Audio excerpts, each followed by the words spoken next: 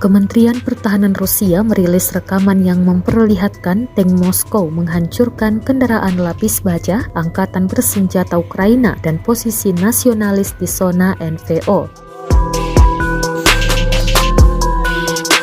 Rekamannya dirilis di Telegram pada Selasa 4 Oktober 2022.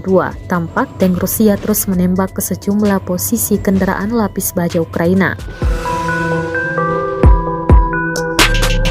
Laporan resmi Kementerian Pertahanan Rusia memaparkan bahwa mereka berhasil menggagalkan upaya pasukan Kiev untuk melakukan serangan balik. Perang di antara pasukan militer Rusia dengan Ukraina hingga Selasa 4 Oktober 2022 terhitung telah berlangsung selama 223 hari.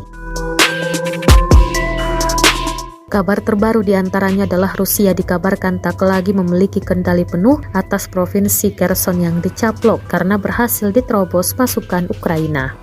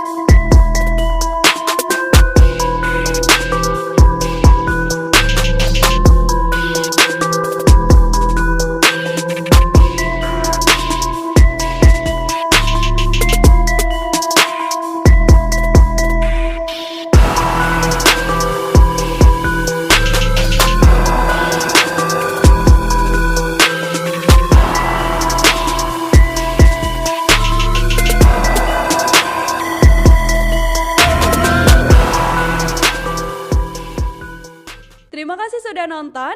Jangan lupa like, subscribe, dan share ya.